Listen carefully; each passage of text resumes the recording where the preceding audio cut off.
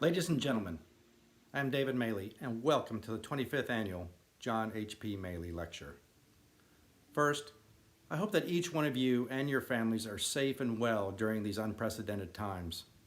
I'd also like to take a moment to express my and my family's deep gratitude that you are able to join us in celebrating a milestone year for the Maley Lecture. Although original plans changed in response to the COVID-19 pandemic, the efforts of many at APTA have supported a transition to a virtual format, and I sincerely hope that you enjoy this year's Virtual Next. While I had always envisioned something different for the 25th anniversary of the Maley Lecture, I am still incredibly proud to be here with all of you today to honor my father, John Maley, and his close relationship to the physical therapy profession. My father spent almost 20 years in the physical therapy industry as the CEO of Chattanooga Group. In 1976, he bought a small company in southeastern Tennessee, and by the time he retired, he had turned the name Chattanooga into a global brand known for innovative and high-quality physical therapy products. During this time and the years after, he was very active with APTA and the Foundation for Physical Therapy, as he believed in the association's mission, and he knew research was imperative to support physical therapy and to develop new and innovative treatments. My father would be very proud of the profession today, especially as APTA prepares to celebrate its centennial next year. To all who dedicate their lives to patients and advancing the profession, both my father and I say thank you. Over the years, the Maley Lecture Series has provided us with insight, vision, and inspiration. Each lecture demonstrates and shares incredible expertise in the area of clinical practice, and this year is no different. I am proud to announce that this year's recipient is Dr. Nicole Stout. Nicole is a research assistant professor in the Department of Hematology Oncology at West Virginia University Cancer Institute. Amongst her many appointments, Nicole serves on the American Congress of Rehabilitation Medicine's Cancer Rehabilitation Research and Outcomes Task Force, and is a federal appointee and co-chair of the Veterans Administration Musculoskeletal Rehabilitation Research and Development Service Merit Review Board. Nicole is also a past member of APTA's Board of Directors. Nicole is an internationally recognized expert and leader in the field of cancer rehabilitation and survivorship care. She has delivered over 300 lectures nationally and worldwide, and her research publications have been instrumental in developing the Prospective surveillance model for cancer rehabilitation. Nicole received her Bachelor of Science degree from Slippery Rock University of Pennsylvania, a Master of Physical Therapy degree from Chatham University, and a clinical doctorate in physical therapy from Massachusetts General Hospital Institute of Health Professions. She also has a postgraduate certificate in health policy from the George Washington University School of Public Health. Today, Dr. Stout's lecture is titled Cancer Rehabilitation: Insights on the Future of Our Practice. In her lecture, she will identify emerging population trends that will increase the prevalence of cancer treatment-related impairments and describe the relevance to rehabilitation practice. Moreover, Dr. Stout will evaluate opportunities for implementing prospective clinical pathways into oncology practice and clinically integrating physical therapists into cancer care settings. Please join me in welcoming Dr. Nicole Stout, the 25th John H.P. Maley Lecturer. I'm truly honored to be here to present the 25th John H.P. Maley Lecture to you. I'm grateful to the APTA Awards Committee and the APTA Board of Directors for giving me this opportunity. There are so many individuals that I need to thank for their support throughout my career and in preparation for this lecture. We stand on the shoulders of those who have gone before us, and there are three individuals who have had the greatest impact on my career, fostering and facilitating my ability to work and do research in this area of cancer rehabilitation using prospective surveillance. Dr. Cindy Falzer, Dr. Charles McGarvey, and Dr. Peter Sabali. Truly, I would not be here speaking to you today about prospective surveillance if it were not for these three individuals. I'm also grateful for the oncology contingency, my people in oncology care. We have grown this field throughout the last several decades, and it's a thrill and a joy to work with you. And I'm grateful for every one of you. I'm grateful for my professional colleagues across disciplines, time zones, and across various countries around the world. Our profession has grown and is so strong in oncology rehabilitation because of these individuals. I am, of course, grateful and thankful for the support of my family, always. My sister, my mom, my nephews.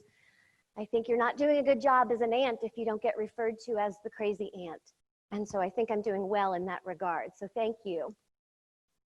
I have the honor of having the best friend and colleague in the world in Heather Smith Litvinoff.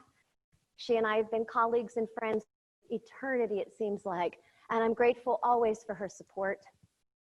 My mom, Linda, who obviously I wouldn't be here without, but her support as well. I'm just so grateful for everything she has done to support me in my career. And of course, the best husband ever, my husband, Jay Beckley. And I'm grateful for him every day, love him more every day. Thank you for everything. I'm dedicating this talk today to the memory of my father. My father was a lifelong teacher and lifelong learner. We used to joke he spent 35 years in the 7th grade because he did. He was a junior high school teacher. He was also a lover, an avid lover of history, of current events, of world events. And because of that, as a child, I spent more time in museums and on battlefields than any child should have ever had to endure. However, today I am grateful that he instilled upon me these concepts and this yearn for lifelong learning. This is an unprecedented time that we are in, isn't it? I'm standing here giving you this lecture. We are on the cusp of a 100-year anniversary of our profession. 100 years ago, the American Physical Therapy Association was founded. We're on the cusp of this monumental anniversary at a time when a pandemic is raging across our society. I stand here in an empty auditorium today, coming to you to talk about cancer and rehabilitation. The pandemic of polio transformed our profession. It put us at the forefront of medicine. Ironically, we could say that historically, society through a pandemic transformed us as a profession. And as we look forward today and the unknowns that are associated with the COVID-19 virus, looking forward with uncertainty, what will our profession look like? What will our society look like? What will the health of our population and the needs of our population look like in the future? There is much uncertainty around what those needs will be. It most certainly, though, will be different, and there's opportunity in that for us. This gives us a time now to explore how we might better impact the health of society through these changes that we will see in the coming months and years. There are ways that we can engage differently with the population to perhaps better meet the emerging needs of our society.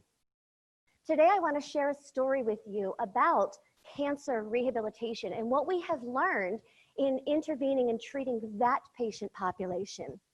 I believe that I have some prescient insights to share with you about what a future practice that truly engages and transforms society might look like. Jack Welch, the former CEO of General Electric, was a maverick. He was a hothead.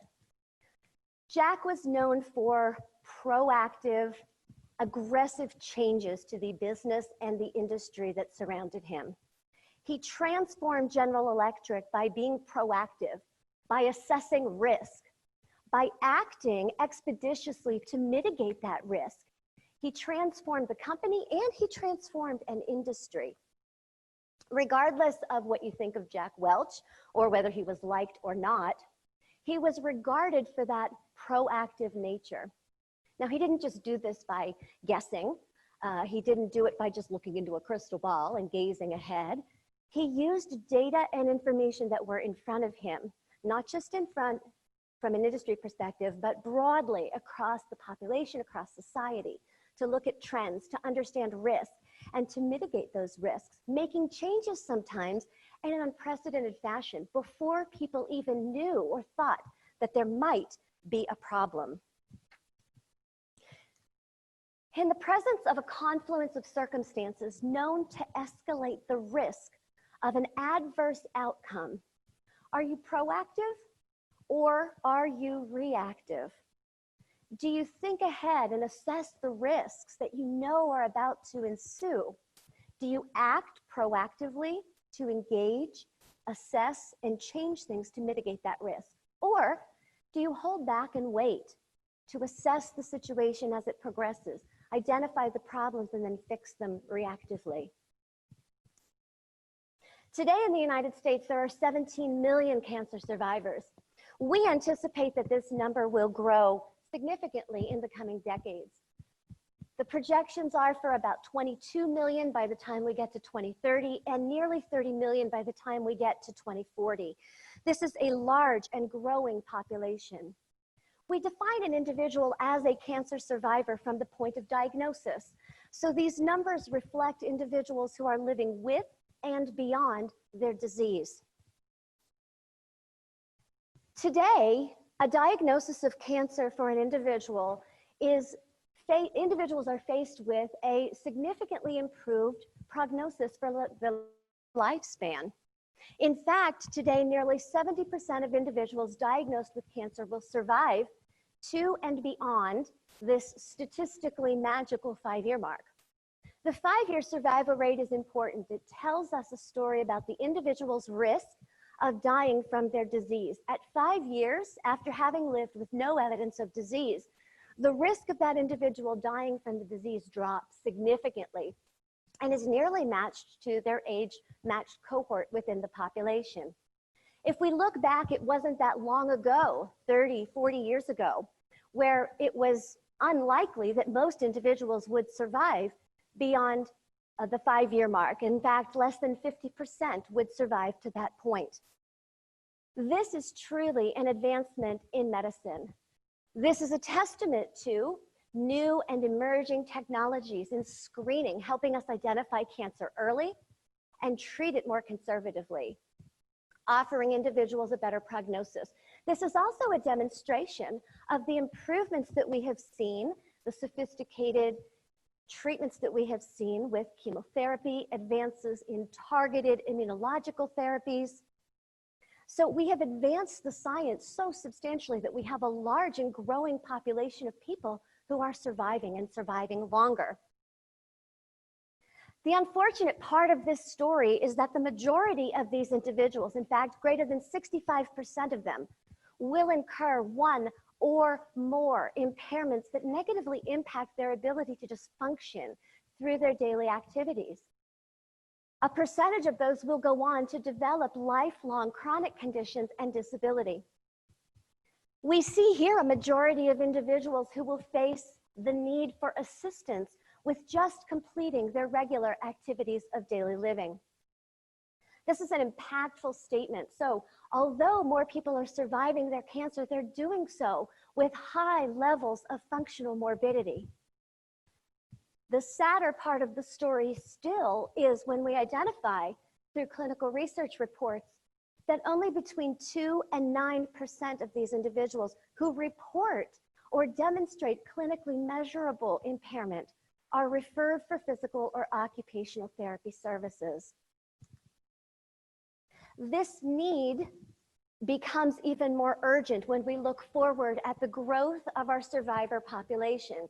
As we said, these numbers will escalate over the next 2 decades, but even more importantly, look at the population reflected in this slide, the population that will increase to the greatest degree as cancer survivors are those individuals over the age of 65. More than 2/3 of survivors by the year 2040 will be over the age of 65. And what do we know about our population of individuals who are aging towards and beyond 65? We know that those individuals today have more comorbidities, are more sedentary than ever before.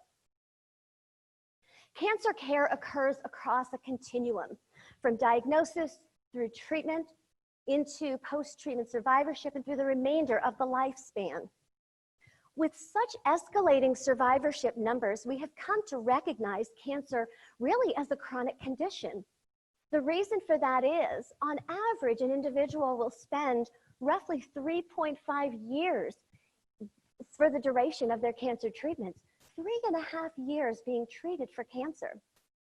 As they move through this continuum, there are multiple treatment interventions that are utilized.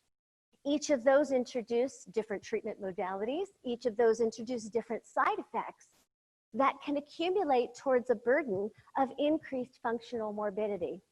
So what we must think about over this protracted time period is, what does the functional continuum of the individual look like over this time period?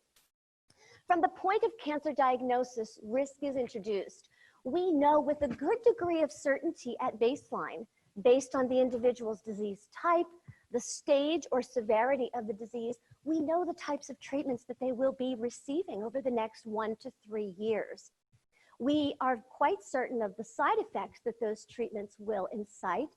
We know the symptomatology to look for, and we know that there are interventions that can help to mitigate the side effects that individuals will experience. This is complex.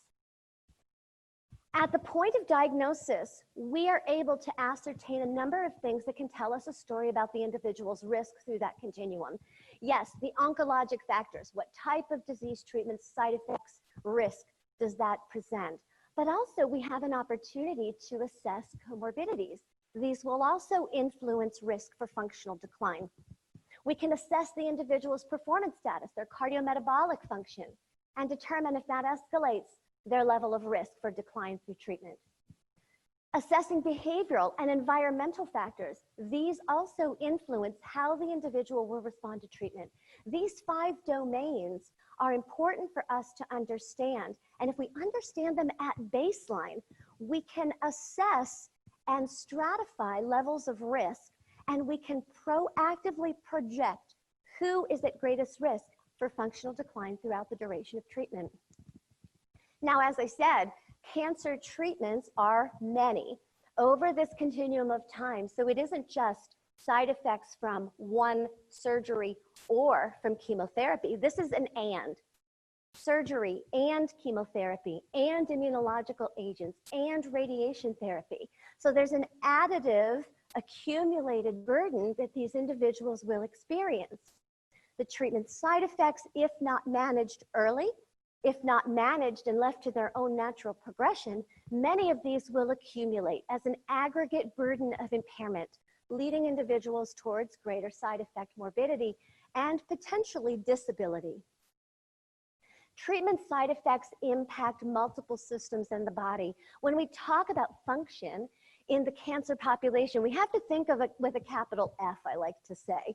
Capital F, because it isn't just about physical function, which is our domain in physical therapy. We think a lot about physical mobility, but we also have to recognize the side effects of these disease treatments impact cognitive function, impacts psychological, psychosocial function, sexual function.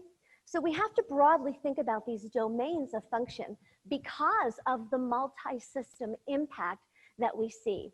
You know, I'm hard pressed to ever see an individual who has lymphedema, who doesn't also have joint issues or joint mobility problems, that isn't also clinically significantly fatigued and perhaps has neuropathy. So it really is the clustering of these side effects and how they render an effect on the ability to function that we need to be aware of. We are certain that as an individual continues through this continuum of care, that in fact their function will decline. We anticipate these side effects to occur. For most individuals, it isn't if, it's when, and how severe do these side effects impact their level of function. Even in individuals who come into a diagnosis in a good performance status, for some individuals, we put them through a prehabilitation program and we optimize their performance status. Even for those individuals you see here, they decline. We anticipate the decline. What we see, however, is the natural history of recovery in this slide. 2/3 of individuals will not recover to their former baseline level of function. That is a tragedy. The reason that we see this lack of recovery to a high degree is because we are not focused on the rehabilitative strategies that can help individuals get back to this point. So, in the presence of a confluence of circumstances known to escalate the risk of an outcome, an adverse outcome, are you proactive or are you reactive? Today, impairment drives intervention in the cancer population. Most commonly, an impairment will begin, and until an individual experiences fairly severe adverse symptomatology that negatively impacts their function, until they complain about that or until it is grossly obvious, we typically don't see the referral and the utilization of rehab services. So our intervention continuum today begins really at the onset of symptoms. We progress an individual through a rehab program, hopefully to restore or optimize as much of their function as possible, and then we discharge them. We need to work towards shifting this continuum back to the point of diagnosis. We have an unprecedented opportunity to engage with a patient at the point of diagnosis, assess those 5 domains so that we can ascertain their level of risk for functional decline throughout the duration of treatment.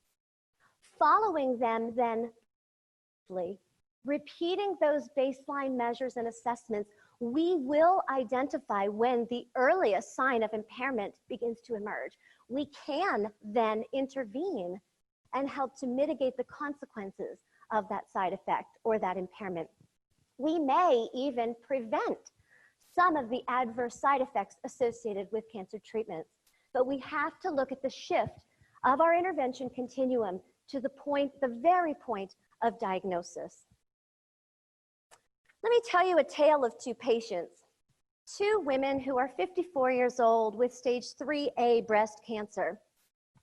For the purposes of our discussion today, staging just tells us a story about the burden of disease within the body. How extensive is it? Low stages are good. Staging ranges from 0 to 4 in most cancers. Some have a stage 5. Low stage numbers are good. They tell us there's a better prognosis because there's less disease burden, less advanced throughout the body systems. A higher stage disease brings with it a poorer prognosis. It also brings with it the introduction of more treatment modalities. So we can anticipate that these individuals with a stage 3A breast cancer will receive rather extensive treatment over that prolonged time period. We can expect varying levels of surgery, extent of surgery dependent on the tumor location, the involvement of lymph nodes. We will anticipate these people will receive chemotherapy, adriamycin, any combination of these drugs that you see here. Adriamycin is a known cardiotoxic agent. Taxotere is a known neurotoxic agent. We expect to see side effects that impact those systems. Radiation therapy will be a part of the plan of care. If the individual overexpresses a marker known as HER2/neu, they will receive Herceptin. If they experience bone density loss, as they may with the anti-hormonal treatments, they may receive other immunological therapies. We know this from the point of diagnosis. We know this is pretty much the treatment continuum, the plan that this patient will have to go through. So we can begin here to stratify their risk for functional decline. Now, this changes drastically when I tell you about the differences between these 2 individuals. The first individual is highly active. She exercises throughout the week. She works full time. She has a supportive family and is of middle-class means. Her BMI is in the normal range. She's never been a smoker, and she participates in leisure time physical activity outdoors with her family. The other individual is morbidly obese, a single mom of 2 teenage boys, working 2 part-time jobs and living in a rented apartment. She's reliant on public transportation for all of her work and healthcare appointments. She has a health exchange insurance plan that has changed and shifted quite drastically over the last few years, and she has fairly high copays. You now have a very different risk profile in your mind for each of these individuals, not just based on the oncologic factors, but understanding this individual from the perspective of the behavioral, the environmental, and the comorbidities. And guess what? We haven't even started treatment yet. The prospective surveillance model was conceived based on the premise that proactively monitoring individuals with cancer could enable early identification of clinically meaningful changes in measures of impairment and function. It could offer the introduction then of rehabilitation services proactively to reduce the risk of the onset of side effects, to mitigate the negative impact on function. This model was a part of a large cohort study. It was developed in part through these large cohort studies that were run, supported intramurally through the Department of Defense and in a collaboration with the National Institutes of Health Clinical Center Rehab Medicine Department. I am eternally grateful for this study team and collaborators. This was really a dream team, if you will. The model that we start at the point of diagnosis. In fact, we introduced a physical therapist onto the cancer team at the point of diagnosis. At this point, we are able to conduct a preoperative functional assessment of the individual. Upper quarter screen, understanding their strength, their range of motion. Many of our clinical tests and measures can be implemented at this point to understand what is normal for this individual. We also ask our patients about their level of recreational activity, physical activity, social behaviors, the environment that they live in. We want to understand their comorbidities as well. When we understand these baseline factors, we then follow the individual prospectively throughout this continuum of care. The prospective surveillance model was set up for us to follow the individuals 1 month after the initiation of cancer treatments, and at 3-month intervals out to 1 year, 6-month intervals beyond that to 2 years, and yearly follow-up by a physical therapist out to 5 years.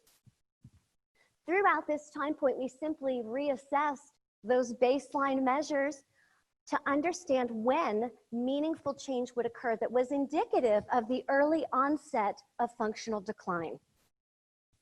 So our research protocol set in motion the concept that using rehabilitation proactively, the skills and the knowledge that we have as physical therapists when used proactively, could drastically change the consequences of disease treatment for individuals with cancer. So what did this do for our patients? As we move through this trajectory of care and the intervention continuum that we see here, we were able to intervene early and provide more conservative treatments for patients. We also saw recovery for these individuals to a much higher degree, sometimes even beyond where they started with their cancer treatments. One of our first publications from this work really focused on lymphedema, the prospective surveillance model enabling the early identification and treatment of lymphedema. The algorithm that you see here before you, you see that the physical therapist was a part of the medical team at the point of diagnosis to conduct that important baseline assessment. Following the individual using the prospective surveillance model at 3-month intervals, we were able to identify the earliest signs and symptoms associated with swelling that in fact could perpetuate the onset of more chronic lymphedema. We managed this condition when we identified it conservatively with compression garments, with exercise, and with activity and education advice for our patients. And what we found was by doing this conservative early intervention, we reduced limb volume almost back to normal. And not only that, in this population following them forward, the condition did not progress to more chronic lymphedema. That's critical if you understand that the natural history of lymphedema is, in fact, that it will progress to greater chronicity if it is left untreated over time.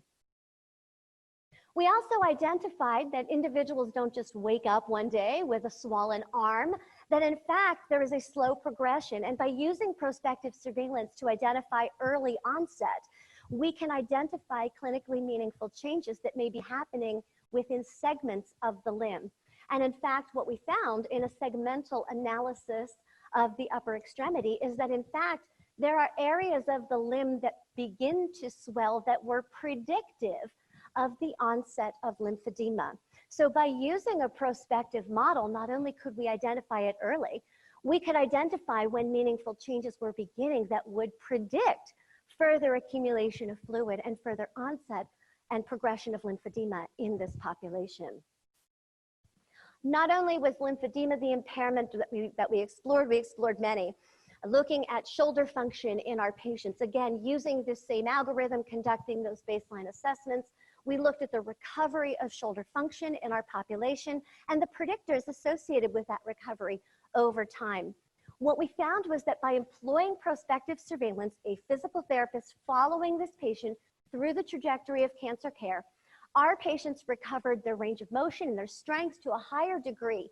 Less than 6% of our patients had morbidity that remained with regard to the upper quadrant at 1 year.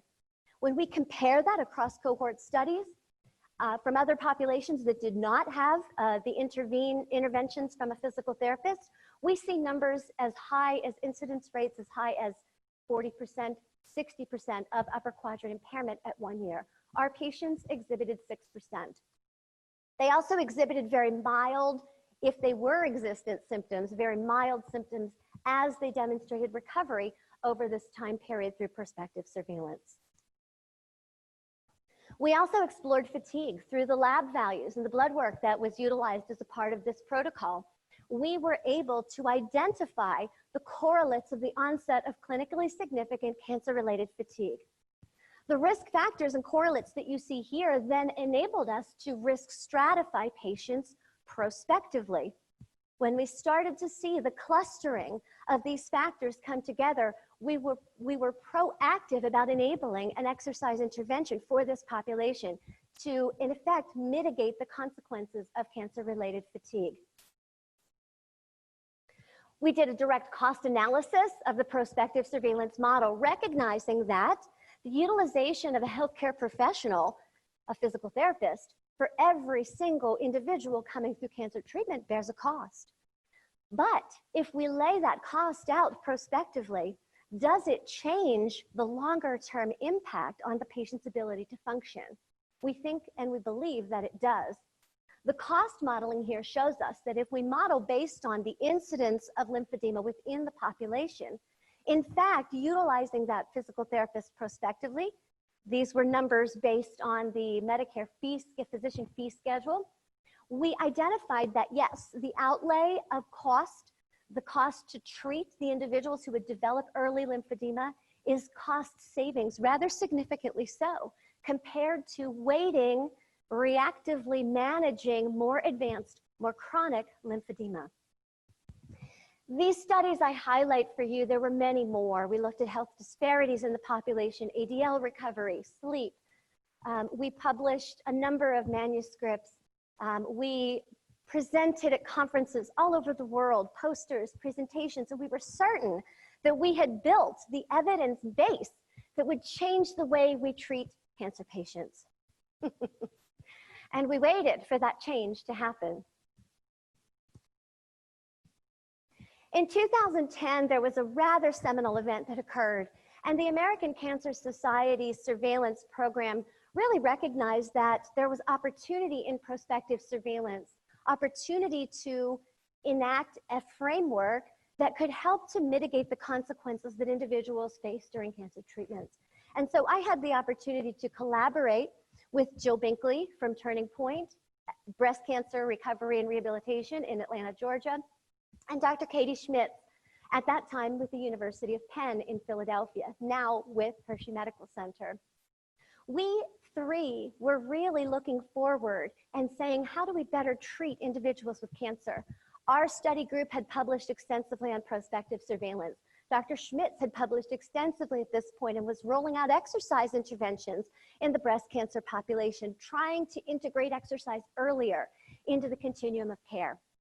The three of us came together and co-led a 2-day international expert consensus meeting to further develop elements of the prospective surveillance model and to create a framework for how this could be implemented more broadly across populations in breast cancer and beyond. We looked at the addition of weight and weight management strategies. We expanded the model to include elements around behavioral modification throughout. This was published in a dedicated supplement to the journal Cancer in 2012. The main paper highlighted the model and the evidence to support the prospective surveillance model. And it was accompanied by 16 additional manuscripts that laid out the evidence for the various elements of the model. And we thought for sure, now this will change the way that we treat patients. The strong and growing evidence base, bringing it together in an expert consensus opinion, this is it, right? Well, there were a number of things that were happening at this time. I like to think that prospective surveillance was a part of a perfect storm. This was a catalyst because I'll tell you at this time, things were changing, times were changing. There were efforts to increase the level of awareness around the needs of cancer survivors and the deficits that they faced after the completion of cancer treatments. There were recommendations coming forward for policy changes that were needed to enable better care, to support physical function, cognitive function in cancer survivors. And there was a substantial growth in the evidence on the efficacy of rehabilitation. So I like to think of prospective surveillance as the right thing, the right publications at the right time to help to support and augment the growth of this incredible field. In 2005, the Institute of Medicine published a seminal report, Cancer Patient to Cancer Survivor Lost in Transition. Basically, this report said, we have done a phenomenal job in the medical establishment of treating cancer. We've advanced survival rates. We've improved prognosis across many disease states. However, we have done a fairly poor job of managing the individual that goes through cancer treatments. This really was a seminal workshop, presentation, and document that came out because it was the first time to really articulate the broad needs of cancer survivors beyond cancer treatments. At this time, we also started to see results of the childhood cancer survivorship studies out of St. Jude. Dr. Carrie Ness, in their phenomenal body of work, began to publish after having followed a large cohort of individuals who experienced childhood cancers. They followed them throughout their lifespan, and they identified that these individuals experienced ongoing functional loss, physical performance deficits, and decreases in their ability to participate in activities and participation in society. They identified that these individuals, after completing treatment and living the remainder of their lifespan, should be monitored for functional loss throughout their lives and referred for appropriate rehabilitation services when indicated.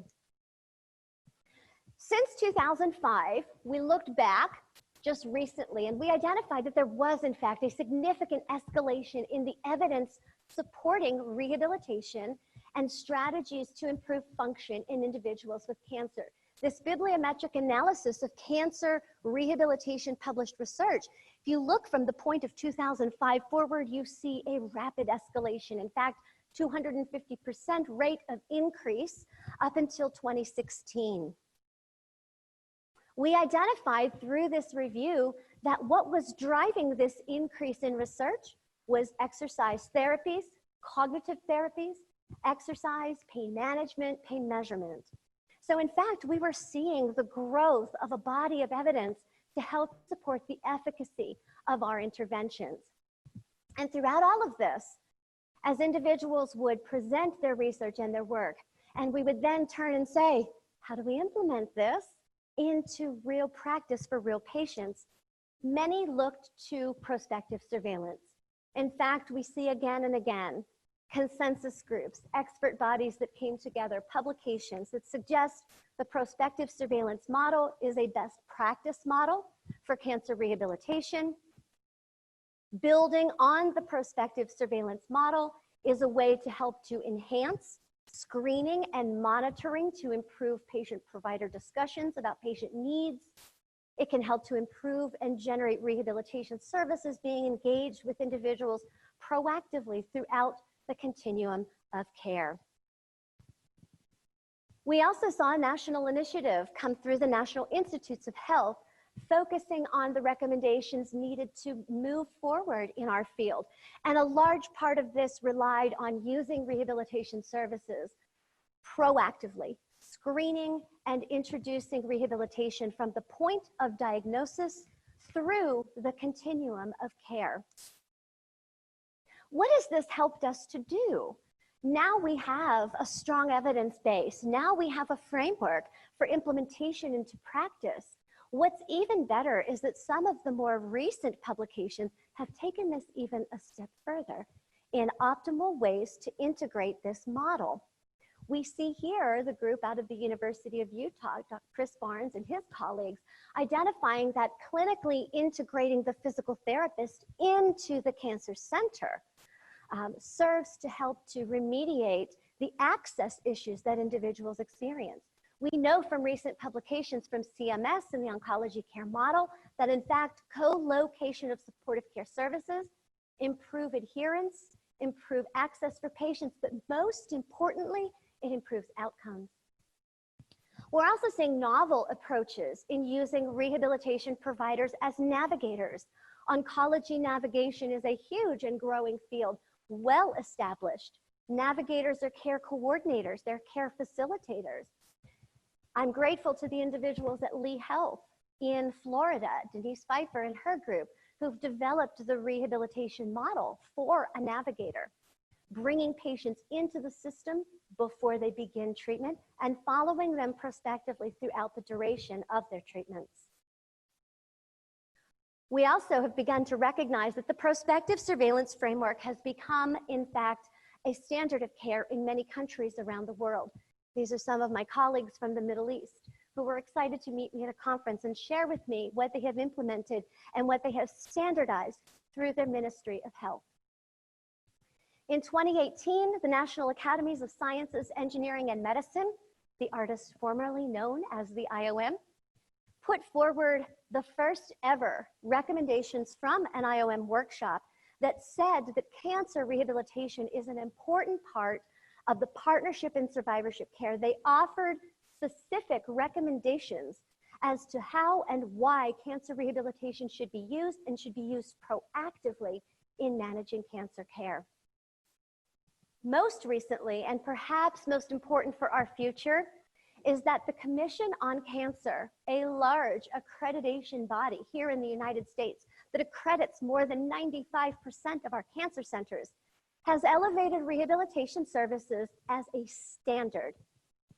The Rehabilitation Care Service Standard suggests the use of rehab services initiated at the point of diagnosis, following the patient prospectively to monitor their level of function and to intervene to alleviate functional decline.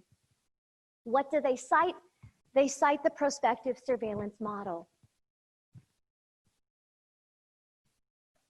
So in light of the evidence, in light of these initiatives that have put forward rehabilitation as a prospective construct in oncology, why are we waiting? Why are we waiting for those referrals to come our way? Why are we waiting to fix the problems when we know treatment will occur over this protracted continuum? During this time period, patients will receive multiple interventions and modalities, pharmacologic interventions, they have multiple medical appointments, they suffer to a great degree functionally. Individuals going through cancer treatments will experience poor outcomes in physical health, in mental health over the course of time. We know that based on today's construct of caring for patients reactively. Why are we waiting? Again, Jack Welch, because I enjoy him. The spirit of the Maley Lecture is to highlight clinical innovation, clinical expertise, and vision. I believe that what I have shared with you today is quite compelling to recognize the prospective surveillance model framework as an innovative model of care. I believe that I've shared with you compelling evidence to suggest that our research team helped to develop the evidence base. We have developed the expertise in this area to say this is a shared vision that we should create and we should move forward with to innovate within our field. I believe this is what we have achieved thus far with prospective surveillance. But what I've learned is this: innovation is far more than just publishing the research studies, right? It's not good enough. Innovation is far more than just saying a consensus document for a framework that should be implemented. It's not good enough. And innovation is more than just getting to a place where this prospective surveillance model is implemented in cancer care. For me, that's not good enough. It's not good enough for me if you leave here today thinking that this was just a lecture about a model of care for individuals with cancer, when in fact, the majority of health maladies facing our society today, the chronic conditions that our individuals in society face, are very, very similar to cancer. It's not good enough for me if you walk out of here today not thinking forward and having vision as to how the integration of this model into population health can help us to better intersect and engage with a society that has tremendous needs that we can help to alleviate. When we think about our society, some of the most common health maladies that they experience: obesity, diabetes, heart disease, right? Each of these occur along a protracted continuum of care. Each of these have markers that tell us a story about an individual's level of risk. Each of these conditions physiologically are responsive to exercise and rehabilitation interventions that may ameliorate side effects and in fact may prevent the progression of the condition. So if we look forward at how we can transform society, perhaps the integration of this model for vulnerable populations, for aging populations, and for those with chronic comorbidities and chronic conditions, perhaps should be where we look to move to in the future, to change our practice as we move forward. Nobody wakes up one day as an uncontrolled type 2 diabetic. There's a natural progression to diabetes that occurs over the course of time. We see individuals who perhaps have genetic predisposition, who move through an excessive weight gain. They become shifted in their endocrine system. There are markers that we can identify that tell us the risk. In fact, we document these and we identify these individuals as pre-diabetic. How many of these people are you seeing in your clinics? We also know obesity, inactivity, diet, age-related factors. These are all risk factors for these individuals. What are we doing to assess those things in this population? Stratify risk for the progression of the condition and intervene to help to mitigate that risk, perhaps reversing the course of the condition. People don't just wake up one day being morbidly obese, do they? There's a progression over time: accelerated weight gain, changes in dietary habits, changes in medications. There are markers that we can identify proactively. How many of us are intervening in obesity medicine clinics? How many of us are looking to integrate our services proactively to help with weight management? Do we even consider this part of physical therapist practice? In many instances, I would suggest we don't. In fact, I've seen and heard stories, seen it firsthand, patients being turned away from a rehabilitation consult from a clinic that says this is not a part of what physical therapy should be doing for patients. We're not about weight management. We need to be. We need to be, because weight management isn't just about that cross-sectional perspective of weight gain. It's about the multi-system impact that weight gain has on that individual progressing towards a more chronic condition and chronic disease. If we can assess at baseline, adjust with interventions that can help to mitigate the consequences of weight gain and obesity, the metabolic shift that occurs changes, And perhaps we reduce the risk of those individuals progressing towards more morbid obesity. The idea that we can identify these markers of risk suggests that we need to be in a different position, a different place where we can identify these individuals proactively when markers are identified. We can assess them then to understand what their baseline comorbidities, environmental factors, behavioral factors, the additional factors that we talked about in those 5 domains. We can then recommend interventions and we can follow them out over the course of time. If you've ever been to a cardiologist, you see your cardiologist, and you know what they say when you walk out the door? They say, I'll see you back in 6 months or in a year. They don't discharge you, nor should they, because they know that there's a potential for chronicity in the condition that you're there presenting with. The same is true for these patients. Our role should be prospective, proactive, and ongoing, following them proactively, really through the duration of their lifespan, especially in the presence of known risk factors. So why are we waiting? I believe that prospective surveillance is a framework for a future physical therapy practice that proactively engages society around the areas of greatest need. I believe that our ability to bring knowledge and skills to enable us to assess and intervene to prevent or mitigate functional decline in these most vulnerable populations is our future in transforming society. I don't expect this to usurp common practice, but I do expect that this will take us far beyond our current reactive, post-injury, post-operative care interventions that we currently rely on. This is real proactive care, real integration with vulnerable populations. And it isn't just a hand wave to the annual PT visit. How has that worked out for us so far? What we need is targeted engagement, targeted interventions with those populations at highest risk. We need to inject our services, conjoin our services into these medical specialty clinics. We need to bring the physical therapist skills and knowledge to bear in those settings. We need to meet our patients where they're at, not function on a referral-based process. Why are we waiting? I have some thoughts on that. I think that we're waiting because we simply say things like, just refer to PT, just refer them to PT. In my mind, that's a very narrowly focused solution when what we need to do is look at integrated models of care like the prospective surveillance program. Unfortunately, we have spent the better part of the last 2 decades in an all or nothing, self-induced battle against the clinical integration of physical therapist services into medical care clinics. We have failed to recognize, and in some instances even consider, that integrated models of care are symbiotic, enhance care for our patients, and this has led us to miss collaborative opportunities. We've missed critical opportunities to engage these patients over a misdirected fallacy that we somehow lose autonomy in these circumstances. Refer to PT is not going to transform society. I challenge you and our profession, I challenge you to free your mind around these constructs of integrated services into medical disciplines, into medical specialty clinics.